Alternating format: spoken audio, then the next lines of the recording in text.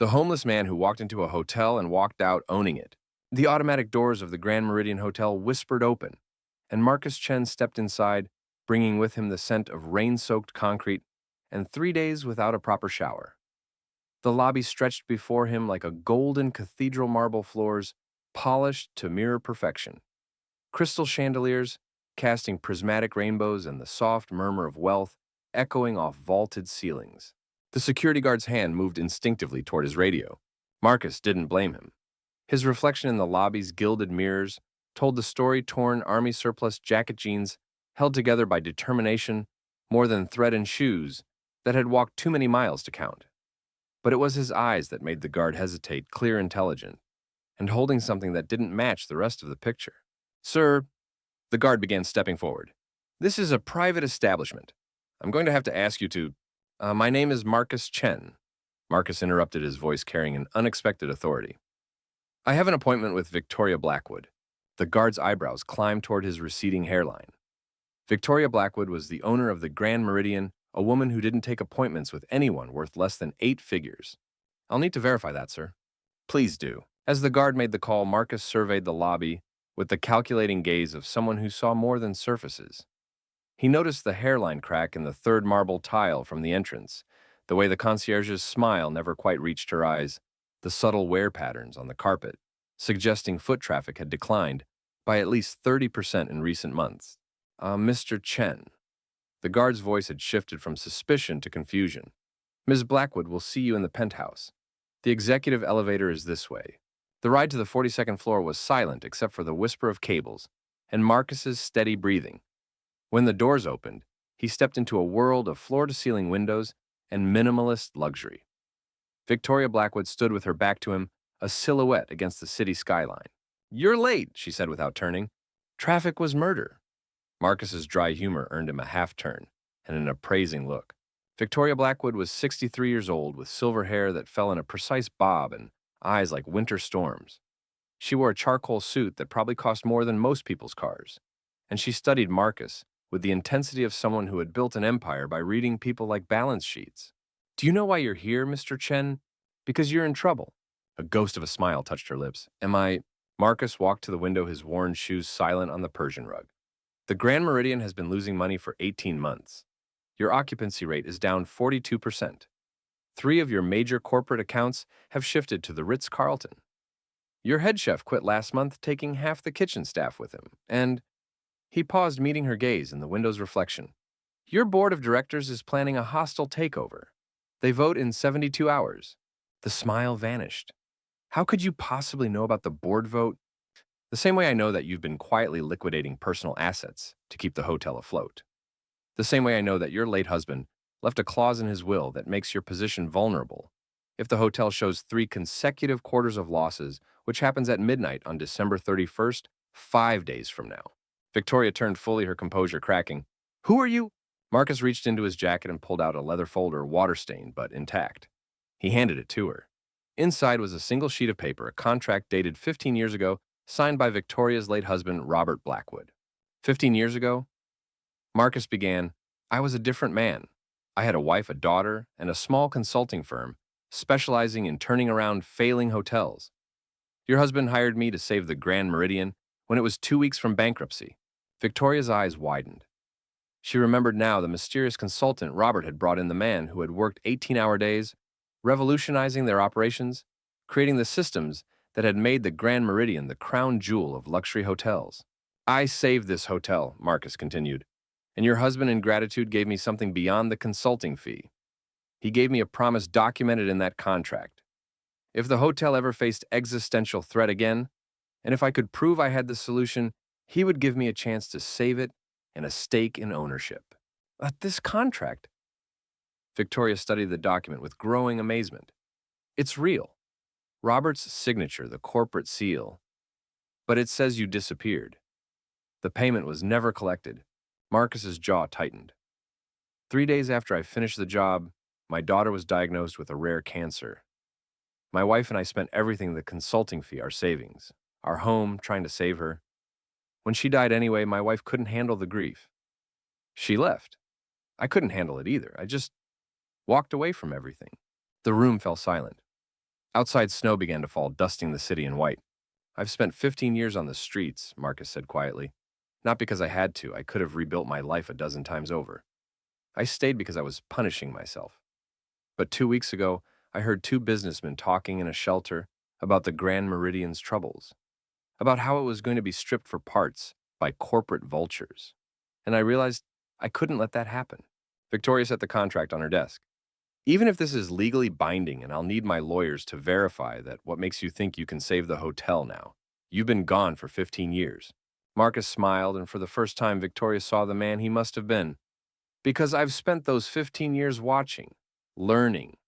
I know this city's hidden economy better than any consultant in a suit. I know where the real power flows, where the real opportunities hide. And I have a plan. I'm listening. Marcus pulled out a second folder, this one new and crisp. The Grand Meridian is failing because it's trying to compete in yesterday's market. Luxury hotels are dinosaurs, unless they evolve. My plan has 3 phases. He spread papers across her desk.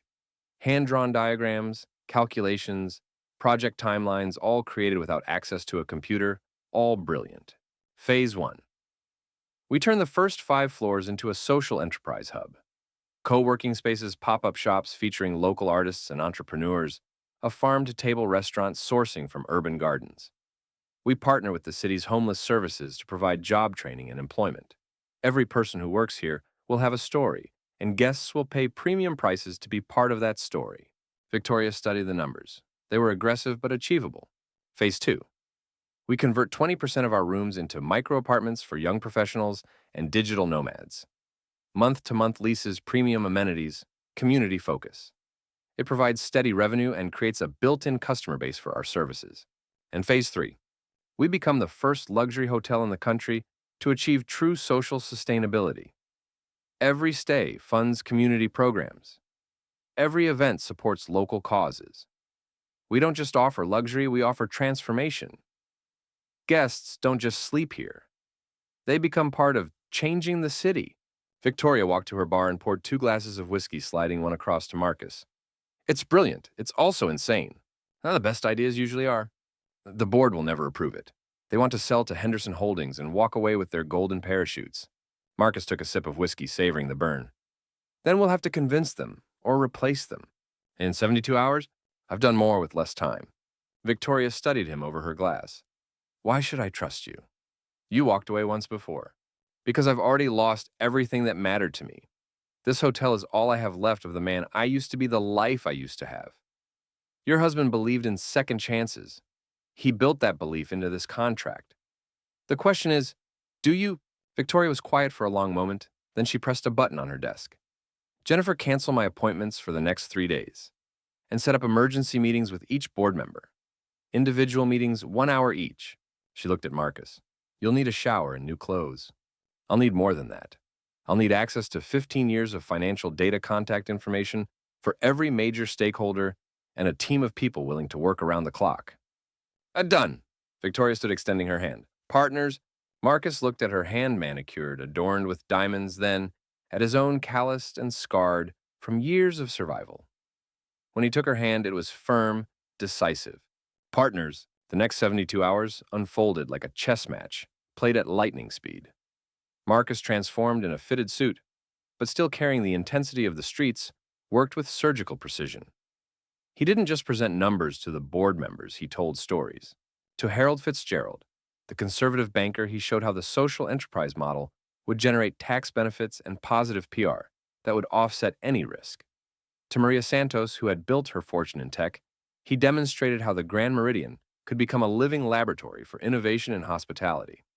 To James Crawford, whose son had struggled with addiction, he painted a picture of a hotel that didn't just serve the wealthy, but lifted the entire community. But it was the meeting with Raymond Henderson that proved most crucial. Henderson, the corporate raider planning the hostile takeover, arrived expecting to face Victoria alone. Instead, he found Marcus. I know you, Henderson said slowly. You restructured the Palatin hotels in Singapore, the Jade Resort in Hong Kong. You were the ghost consultant, the one everyone wanted but no one could find. Was Marcus corrected? Now I'm just a man trying to save a hotel. Why should I walk away? I've already lined up the votes. The Grand Meridian is mine in 48 hours. Marcus leaned forward. Because you're smart enough to know that stripping this hotel for parts will net you maybe 40 million. But backing my plan, in 5 years the Grand Meridian will be worth 10 times that. I'm offering you the chance to be part of something revolutionary instead of just another corporate raider who destroyed a landmark. You're asking me to bet on a homeless man's vision. No. I'm asking you to bet on the future of hospitality. And if it helps, Marcus smiled, I'm asking you to bet against me. Back my plan, and if I fail to show 20% growth in the first year, I'll sign over my shares to you. Henderson's eyes sharpened. All of them, every last share, they shook on it. The board meeting was scheduled for 9 a.m. on December 29th. Marcus hadn't slept in 60 hours, fueled by coffee and determination. Victoria had worked beside him, and in those frantic days, they had developed a partnership built on mutual respect and shared vision. You know Crawford is still wavering, Victoria said as they prepared the final presentation. He'll come around. How can you be sure? Marcus pulled out his phone and showed her a photo, a young woman in a chef's uniform smiling at the camera. Because Chef Isabella Moreau, formerly of Le Bernardin, has agreed to run our new restaurant. She's also James Crawford's daughter. He just doesn't know it yet. Victoria laughed, really laughed for the first time in months. You're either a genius or completely insane. Why not both? The boardroom was packed. 12 board members, their lawyers, and enough tension to cut with a knife. Marcus stood at the head of the table, no notes, no PowerPoint, just him and his voice, and 15 years of preparation for this moment. He spoke for an hour, painting a vision of a hotel that was more than a building, more than a business.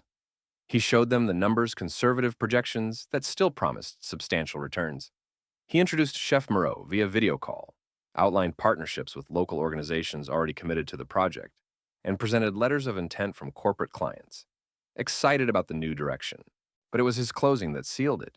15 years ago, I lost my daughter in room 2012 of this hotel. Not literally, she died in a hospital across town. But Robert Blackwood gave us that suite for the 3 months of her treatment free of charge, because he believed a little girl deserved beauty in her final days. She loved the view, loved ordering room service, loved pretending she was a princess in a castle. After she died, I couldn't set foot in this building. But now, I realize that the Grand Meridian isn't just a hotel. It's a place where lives intersect, where stories unfold, where small kindnesses can change everything. We can make it that kind of place again, but deliberately this time. We can make it matter. The vote was 8-4 in favor of the new direction, with Henderson casting the deciding vote. As the board members filed out, Marcus slumped in his chair, exhaustion finally catching up. Victoria sat beside him. You did it. We did it. What now? You own 15% of the hotel. You could sell those shares, retire comfortably. Marcus looked out the window at the city below. Now we get to work. We have a hotel to transform. And where will you live during this transformation? Still on the streets? I hadn't thought about it. Victoria smiled. Room 2012 has been closed for renovations since you left. I think it's time we opened it again. Consider it your office, your home, whatever you need it to be. Marcus's eyes misted. Victoria. Partners, remember, besides, I have a feeling your daughter would approve. 6 months later, the Grand Meridian's grand reopening drew crowds from across the city. The lobby, once exclusive and intimidating, now buzzed with energy. Artists displayed their work, entrepreneurs pitched ideas in the co-working spaces, and the smell of Chef Moreau's revolutionary cuisine drifted from the restaurant. Marcus stood in that same lobby, still in simple clothes but no longer homeless, no longer running from his past. He watched a young girl, maybe 8 years old, press her face against the glass of the dessert display. See anything you like? He asked. She pointed to an elaborate chocolate sculpture. It's beautiful, but my mom says it's too expensive. Marcus smiled and nodded to the server. 1 chocolate palace for the princess on the house. The girl's eyes widened. Really, you know what this hotel is about. It's about making impossible things possible. As the girl ran back to her mother chocolate, already smearing her smile, Victoria appeared at his elbow. The Times wants to do a feature, from homeless to hotel owner, the Marcus Chen story. Tell them no. Marcus, it would be great publicity. Tell them the story isn't about me. It's about a hotel that remembered what hospitality really means. It's about second chances in community and proving that business can have a heart. If they want to tell that story, I'll talk to them. Victoria smiled. You know Robert would have loved this. All of it. I think he knew it would happen. Somehow I think he knew. They stood together watching the controlled chaos of their creation. The Grand Meridian was more than profitable. Now it was alive. Every corner told a story. Every employee had a purpose beyond their paycheck. Every guest left changed in small ways. What's next? Victoria asked. Marcus pulled out a folder. He still preferred paper to digital files. I've been looking at the Washburn Plaza in Chicago. They're 6 weeks from closing. Marcus, we just got this place running. I know, but there are people there, Victoria. Employees who will lose their jobs, communities that depend on that hotel. We have a model now. We can replicate it. Victoria shook her head, but she was smiling. Once a consultant, always a consultant. Once homeless, always aware of what it means to need shelter, Marcus corrected. We're not just in the hotel business anymore. We're in the transformation business. Then I guess we better get to work. As they walked toward the elevator, Marcus caught his reflection in the same gilded mirror that had shown him his lowest point 6 months ago. The man looking back was older, marked by loss and years of hardship, but his eyes held something that had been missing for 15 years. Purpose. The automatic doors whispered open, as another visitor entered, a young man in worn clothes looking lost and out of place. The security guard started forward, but Marcus raised a hand. Now, welcome to the Grand Meridian, Marcus said, approaching the young man. How can we help you today? The man's story tumbled out: recently evicted job interview at the hotel, in an hour nowhere to clean up or prepare. Marcus listened, then guided him to the employee areas. Let's get you ready for that interview. And regardless of how it goes, talk to Jennifer at the front desk afterward. We have a program for people transitioning into stable employment. You don't have to do this alone. As the young man's eyes filled with tears of relief and gratitude, Marcus remembered his own first night on the streets, the crushing weight of isolation and despair. He had walked into this hotel broken and walked out with a purpose. Now, every day, he made sure others could do the same. The Grand Meridian stood against the city skyline, its lights warm and welcoming. It was more than a hotel now. It was proof that the greatest transformations often begin with the smallest acts of faith, that sometimes the very experiences that break us can become the foundation for rebuilding not just ourselves, but the world around us. And in room 2012, where a little girl had once watched the city lights and dreamed of being a princess, her father worked late into the night, planning the next impossible transformation, carrying her memory forward in every life he touched, every chance he created. Every person who walked into the Grand Meridian broken and walked out whole. The hotel that had once represented everything he'd lost had become the symbol of everything that could be found again: purpose, community, and the unshakable belief that no one is too broken to rebuild, no dream too shattered to reshape, no person too lost to find their way home. In the end, Marcus Chen hadn't just walked into a hotel and walked out owning it. He had walked into his past and walked out owning his future, and in doing so had created a future for countless others who would follow in his footsteps through doors held open by hope and the radical belief that everyone deserves a second chance. The Grand Meridian gleamed in the night, no longer just a monument to luxury, but a beacon of possibility in a city that had forgotten such things existed. And Marcus Chen, once homeless, now home, continued the work that would never truly be finished, proving that the human spirit, like a grand hotel, can be renovated, restored, and made more beautiful than ever before.